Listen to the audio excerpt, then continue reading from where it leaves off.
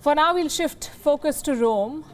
The mega colosseum of diplomacy is underway there, the G20 or the Group of 20 meeting. It's the 16th edition that is set to begin in the next few hours. World leaders are arriving. Over the weekend, they will discuss issues like climate change and the pandemic.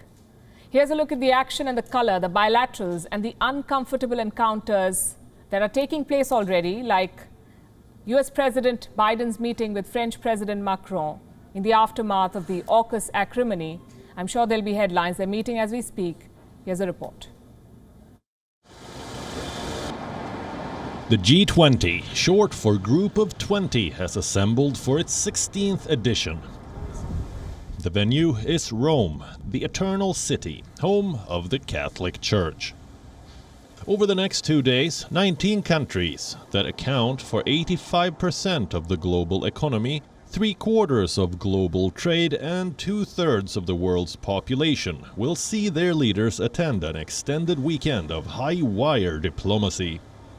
They will hold a series of talks on climate change, the Wuhan virus and post-pandemic global recovery.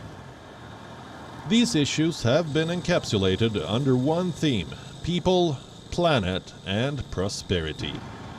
There are issues, especially when it comes to climate financing. Developing world is keen that the developed world does more financing of green projects across the world, and that remains a thing that, of course, has been an area that can see lot of tiff between the developed and the developing world. But largely, this is something that is decisive in terms of how the world fights against the scourge of climate change. This summit is crucial. It's the first since the pandemic began, and it will set the tone for the upcoming COP26 summit in Glasgow.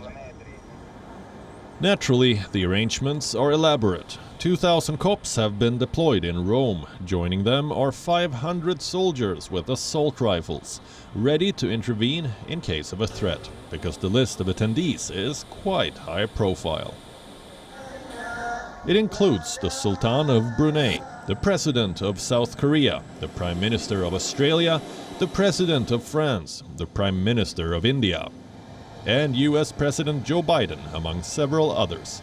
Biden landed in Rome on Thursday. A staunch Roman Catholic, he began his visit with an audience with Pope Francis. But the meeting didn't go as planned. The Holy See cancelled live TV broadcast of Biden's interaction with the Pope. Vatican officials cite COVID protocols as the reason. COVID is also the excuse for some absentees. The presidents of China and Russia, they are both skipping the summit. They will attend it remotely through a video link. Russia and China are both witnessing a surge in cases. Moscow is under lockdown.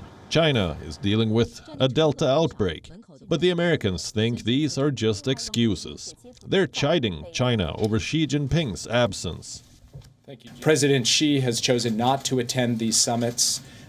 He's chosen not to leave China at all in calendar year 2021 to see any leader. That's, of course, his choice. So Well, I'm not going to characterize the decision-making he's making. All I can say is from the U.S. president's perspective, President Biden does believe it's important that he have the opportunity to have a face-to-face engagement with Xi Jinping.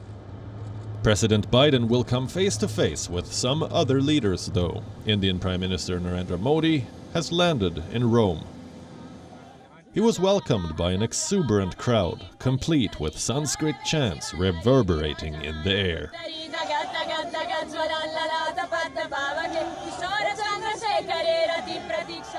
Indian expats jostled to take pictures with him. On day one of his visit, the Prime Minister held 2 separate bilaterals. One with the President of the European Council, another with the President of the European Commission. He then paid a tribute to Mahatma Gandhi at the Piazza Gandhi in Rome. His next meeting will be with Pope Francis, followed by bilaterals with all G20 leaders. Bureau Report, WION, World is One. WION is now available in your country. Download the app now and get all the news on the move.